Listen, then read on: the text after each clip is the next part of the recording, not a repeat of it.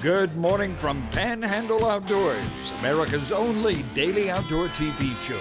Your source for fishing, hunting, and information for folks who enjoy the great outdoors. Now sit back, relax. It's Panhandle Outdoors. Good morning, folks. Welcome to Panhandle Outdoors. I'm Winston Chester. Glad to hear this morning. Well, let's get started with our weather, brought to us by Gulf Coast Air Conditioning. Drew Pollard and all the folks there working hard.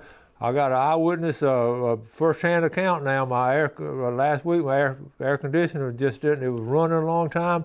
I called Drew up, and he sent a crew over, took care of it just like that.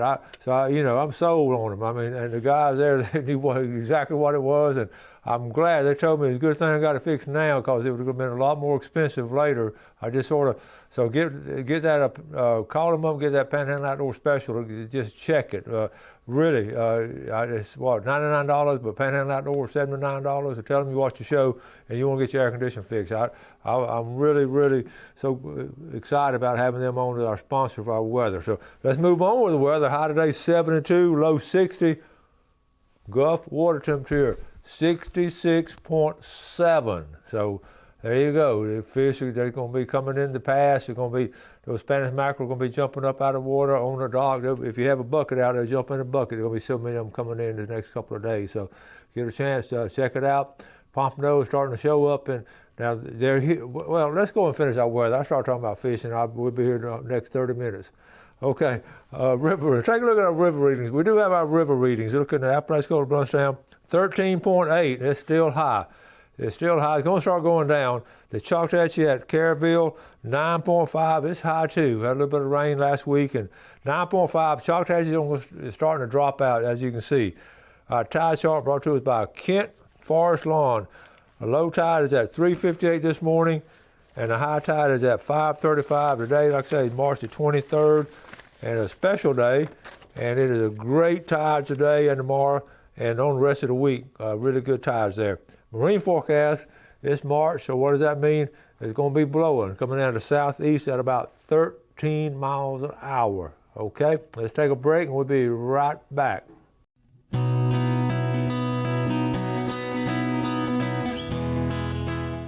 Okay, welcome back. Now, folks, we have a lot of pictures, and I just get a kick out of folks sharing pictures with us, and I pick some up off my page and all, and just so much going on. So we got a lot of them, and every picture has a story. And that's the first one of the first ones sent to me. Speaking of Drew Pollard, check this out. I'm gonna read what he said now. We made one heck of a memory this morning. Tyler got to kill his first turkey. Unbelievable. I can't thank these two fellows enough for tagging along with us and sharing this special moment. Check this out. First turkey. Now, you're talking about a wall hanger. You put that picture on a wall right there. Oh, that's a great picture. Good job, Drew Pollard. Okay. And that was another. Isn't that a great picture? Very first one to call it in. Excellent. And there's one more. He's grinning, isn't he? Good job. Okay, we talked about the Spanish, and they started coming in week before last, and they really coming in now. So here's what you do, George Sosstein. You go catch a limit of Spanish, and then you go play soccer. Take the kids to play soccer. That's not a bad way to spend a Saturday. Okay, Mark Calhoun sent this to me. It's not so cool coral snake in my backyard at Panama City Beach. I said, that's scary. Let's zoom in. Y'all see them right there? Okay, red on yellow. Okay, red on black is a friend of Jack. Red on yellow will kill a fella. And you see that red on yellow right there. Yeah, you don't want to. Okay, Mark, thanks for sharing that. More, Jeff Bardolph, Jeff and Caroline, hey Winston. The wife and I went out and trolled the bay near the inlet in the mouth of Grand Lagoon. That's exactly what I was talking about going, with about 50 other boats. We were using the Clark spoons at the end of the straw rig. That's exactly the one we showed. Here's a picture of the ones we cooked for dinner. Like always, I enjoy your show every morning with my cup of coffee. Thank you and your helpers for the show. And let's see, he got it. This is what he kept for the family to eat. Good job, Jeff Bardolph. Okay, Larry Brown over there in Choctahatchee River. We've had 8 and on before. Hayden Harrison and his father working to get the hogs off their lease. And you have to do that. You have to get a group of hunters and you give away that meat and all. But if you don't, that's a good job night hunting. Hayden Harrison, he's had a good year in outdoors. Okay. David Borges, hey, Coach, I'm from the Lake Mead area. Remember we were talking about that last week. The lake is great fishing for stripers, trout, and bass. The river is great for trout and stripers. The Lower River near Blythe, California has huge catfish near 100 pounds. Great show. Thanks, Dave. We were talking about that with Victor Hathcote, and so there are fish out there. Okay. Here's Mike McGraw. He's been hitting the pompano hard. He 2 nights in a row, he was getting a couple of fishing at night now for pompano. Not a lot of folks do that, but you can see it's rewarding. Good job, Mike McGraw. Robert Heiss, one of my former students way back, a little marathon tug award to start today. The biggest Jack Crevalle I've ever seen. And it caught off the dock. Okay. Good job, Robert Heiss. When your wife says, take me somewhere expensive for lunch, what do? You take her to the gas station. That's real expensive right there. And just throw out a table. All right. Robert Keeler shared this with me. I caught this redfish last Monday in West Bay. I was glad to hear Captain Michael Calvert's fishing report. We did not catch any slot or above slot trout. They're all babies, and I've heard that over and over this past winter, a lot of small trout. Then he said, all the redfish were in the slot. We let all our fish go this trip. And you know, that's smart right there. If you're going to eat them, go take them home and eat them. If you can't get it in the schedule, let them go. Catch them next time.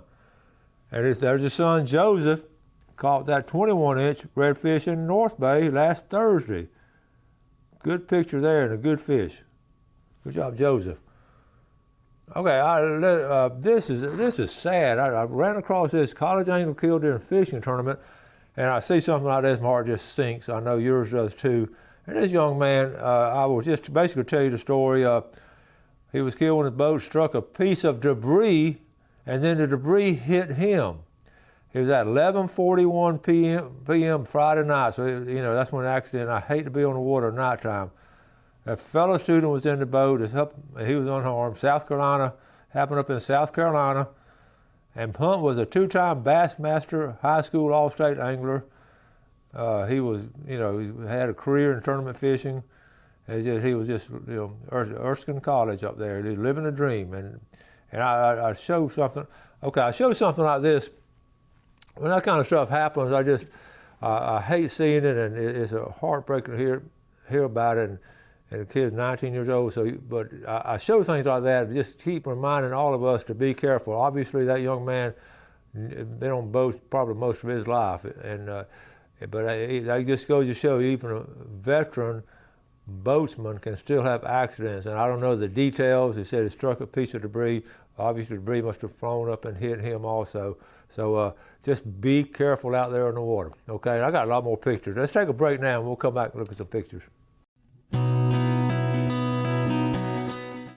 Okay, speaking of boating accidents, I got more. Let's get to a local boating accident, and this was a lot better results on it. James Strickland, they were headed up there to Lake Seminole. As most of y'all know, as most of y'all have seen, we got in a wreck on the way to Lake Seminole. We are fine. Everyone else is fine. Jacob's new truck is fine, but his boat is totaled. But thank God we are okay, and that's all that matters, and that is true. So here's a boat right there. I don't know the details on it, but it don't look good for the boat. Okay, I got a couple other pictures. The damage of it, you can see when a boat hits the pavement, what happens. There it is on the other side of the boat. All right, but see what happens. This is what happens to the hull. I want to get a close up here. This is the crack in the fiberglass hull. That's when that boat is totaled. And hopefully they'll just take it to the dump and not try to fix it and resell it. The insurance folks usually are really good about that. But anyway, I'm glad everybody's okay. Now this one's special to me. They're all special, but Marty Martin, a lot of y'all know Marty. He's a pastor at North Star. Marty actually started North Star, Marty went to school a long time ago at Mosley and played ball for us. Just a great guy, and then he did a tremendous job at North Star. But I love to see a pastor when they go hunting or fishing. Here's what he said: "One of my lifetime dreams on my bucket list was to hunt a spring turkey. This morning at 8:45, this man helped make that a reality. Thank you, Carmen, for making this a great day. My first time ever turkey hunting. Still can't believe it." So here's Marty right here. So if y'all go to church at North Star, y'all give them a call and tell them you saw that big old gobbler. They get a big old grin. I've always had pastors in outdoors always been special to me because I grew up with our pastors going in outdoors and every now and then sharing that on Sunday morning. We always got excited. I listened closer to the sermon when they're preaching and when they're talking about outdoors. I listen better. Jose Ponce, had been on the show before, excellent turkey hunter, and you know what Jose got. All right. Now this was funny because this guy didn't get a turkey. Everybody thinks you see all these turkey pictures, just go out on Saturday morning and get a turkey. Anderson Howard, again, Anderson was in my class.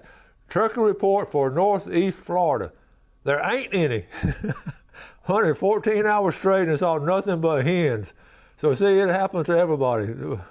That's over there between around Lake City area over there, Northeast Florida. But everybody don't get a turkey. So Anderson, try it next weekend. But now, on the other hand, Carson Shores, craziest open day of my life. Started out the day with a great Georgia bird, then drove back to Florida and got a triple with Peyton Sullivan. I'm all tagged out in Florida for the first time in my life. Headed back in the morning to finish patting season. Now, that's loving hunting. When you can, first day you hunt Georgia and Florida. He tagged out because he's got his 2 for the season. There's Peyton on the left. All right. And Carson, that's all of their turkeys. That's all legal. Carson's family is FWC background, so he ain't going to do anything bad. Good job. Great pictures. That is probably once in a lifetime situation to do it like that. Smiling Peyton. Let's jump into fishing real quick. Will Nelson, he got the win with a whopping 5 pounds and big fish was 2.2. Just pitiful. Sometimes fishing like that. Good job, Will. Okay, let's see. That's enough. That's enough pictures. Now I do want to. I appreciate y'all sending pictures like that. Like I say, a lot of times I can do almost. It makes the show easier to do when you send so many pictures and all. I have some emails. I'm gonna go to my emails. I want to answer them. Different people ask different things. This particular one came from some folks down at Howard Creek, and I won't call out their names. They're not that important. But the question, it got me thinking, and the question, here it is: are there any kayakers in the creek? I used to go in the bay, but would love to talk to someone about kayaking in the river. And this is down around Howard Creek. And I answered the person right here. I want to talk about this a second. Here's my answer. Just be careful. Water moccasins are very aggressive, and I'm speaking from experience. And then another person answered, Steve Griner said, I think the bay is safer. Watch them snakes and the boats washing you into the woods. So, you got to think about if you're going to be kayaking the river system, and I'm talking about, we walking down below, and even the upper part. If you're in the river and all, and a boat, they're going to fly by. It's just a fact of life, and you can't be washed up there. You get washed up there on the edge. There are always snakes and all along the edge. But I'm talking more about going. You see a slough off to the right, and a beautiful slough, and you want to paddle up into it, and it's just beautiful in there. Start paddling, and you get up in there, and you want to go a little bit further, it gets narrower and narrower. It's just it's breathtaking beauty, and all of a sudden you see a water moccasin, and the water moccasin slides off the log, and you think it's going underwater, and all of a sudden it starts swimming towards you like that. And that has happened to me personally, not on that in that particular slough. It's up there off a little creek going to Lake Talquin. And that's one of the scariest times I've ever had in the outdoors. And I was actually searching, I was scouting for wood ducks, and it was in September, and I was up in there, and I had my gun with me, my shotgun laying across, but I had my paddle. But when he came toward me, I was only shocked because I couldn't believe he came toward me. He's a big water moccasin. They are aggressive, and you need to be aware of that. And as it came toward me, I really, my mind, I didn't have time to reach down and get my gun, pull it up and shoot. That's what I instinctively want to do, but I didn't have time. He was swimming so fast, so I just had to paddle, boom, boom. And the first couple of times, he was right in front of him, and just before he got the boat, he went under. Well, you think you're safe then, but then you want to look around and see if he's coming up on the other side of the boat. So kayakers, I have a kayak. I love kayaking. I personally will not get on the river and go up in those sloughs and all myself. I'm going to go up in the sloughs in a boat where I'm sitting up a little bit higher. But if you want to kayak, be sure and do it with a group of people. Don't just go there by yourself and solo along the river. Do a group. And like I say, watch out for these bass boats that come by really fast. You're going to get some weight from them, especially on a weekend if there's a bass tournament around. So to answer your question, yes, you can. But the base system is a little bit safer and all. But to answer the question, do it. But be careful and just be aware of snakes. Okay? All right, let's take a quick break and we'll be right back for our final segment. Okay, welcome back. Let's take a look at our fishing game time brought to us by Blue Water Outriggers in Port St. Joe. We're looking at 7:30 to 9:30 this morning, and this evening 7:57 to 9:57.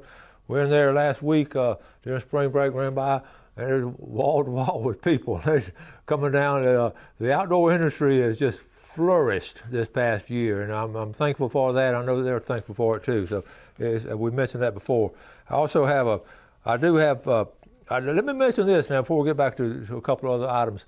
Our Panhandle Outdoors family, our Panhandle Outdoors team, took a hit last week. We had some Jeff and his family went up there to the mountains and had a riverside cabin, a home, and everything up there, rented it, and they were all excited about fishing and all. And as things do happen sometimes on vacations, the unexpected happens. His wife Kim slipped and fell and broke her upper leg bone, and she was in hospital 3 days. She's doing okay now. They're back home, and it took 2 days to get back home and all. But we're thinking about her and want her to heal up really good. And in addition, how about Billy Grantham?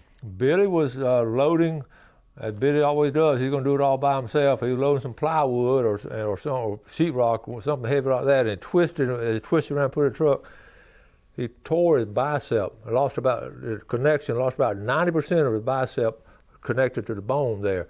I was talking to him yesterday. He's doing okay. He was in a lot of pain, and the doctors were able to attach it back, but he's going to be out of commission for, I think, 6 weeks or so. Can't do anything, so he can't catch any fish. So I told him he's going to have to call me and tell me where he fishes. I'll go catch his fish for him and bring him by his house. So you folks up there in Sneeze and Jackson County, y'all check on Billy and make sure he's going to be okay. I know the big thing about that is just mentally not being able to do something. That's bad. Okay, let's get back to one more question I had this sent through the Panhandle Outdoor side. Mr. Winston, some time ago you were fishing Cotton Landing near Sumatra, and you said the fish you were fishing for only come around for a short time, and you showed what you used to catch them. What were the fish, and what did you use to catch them? And basically, I was not in that location, but what I was talking about on that particular show was the red horse sucker, and we're going to talk about that more maybe day after tomorrow. The red horse sucker is coming in this time of year, coming up, spawning up in the creeks and all. If you catch them, catch them on the bottom with little red worms are really good, and they'll their mouth is like that, so they feed off the bottom. What we were doing growing up, it was exciting. Dad would have a lantern and we'd wade out, and there's a couple little creeks and all, and it's about knee deep, but we'd gig them. And then some folks take nets and net them, but they'll be coming up there. But it's a red horse sucker. They taste really good. They're bony, but you just cross cut them and sort of cut the bones up in little pieces. Just eat the whole thing like that, and it turns out well. So anyway, be aware of that. I also had let me see what else. I got to talk to Mark Cowart. He sent this to me. I want to speaking of fish, I want to show we got a big redfish tournament coming up. It's going to be April the 10th, which is right around the corner.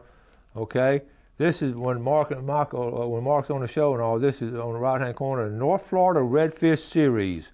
Okay, $2,500 first place, folks. That ain't bad. You can register online, And it's going to be at Port St. Joe. The captain's meeting will be right there on Friday night, and you can just see the details. They're going to launch from the, I call it St. Joe Park, the Frank Pate Park, I think, not the Frank State. But anyway, it's weigh-ins at 3 o'clock. So we've talked about the North Florida Redfish Series. That's on April the 10th. So I want to encourage y'all to be a part of that. So it's going to be, and if I try to go to as many weigh-ins as I can.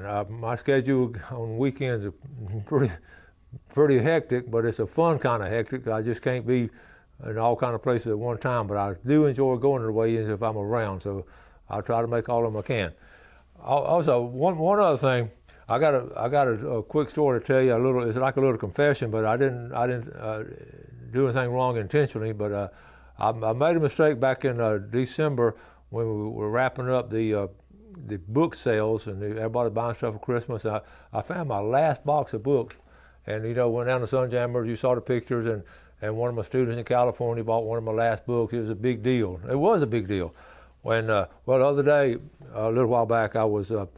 Gail asked me to go look for something. It was upstairs. We had Wendy's rooms upstairs, and Chip's, we still call them Wendy and Chip's room, although they have their own family. So I'd gone up there, and I'd looking for something under Chip's bed, and I was looking in there, and I saw a box. I said, "Oh my goodness, that's a box of books."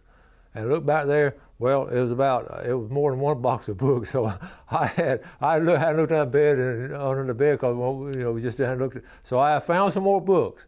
So I will, and I said that was all my last ones, but I didn't. I thought that was my last book. So I have found some more, not a whole lot more, but we'll have some to get us through the springtime and summer maybe. And they just sold, Blue Water is just sold out again. I just took them a box this past weekend. So I just wanted to let y'all know, and I wasn't trying, it wasn't like a sales pitch like the car salesman trying to come in and say this is the last truck on the lot. It wasn't one of those things. I just I didn't know I had any more books, so we do. So anyway, be aware of that, and we're going to and also we're going to, I don't have time now. We're going to talk about we have made a new order for the shop and some new things we're doing for Panhandle Outdoor Shop. So that's looking good. Got to wrap it up. Run out of time. Y'all do something good today, fellow man.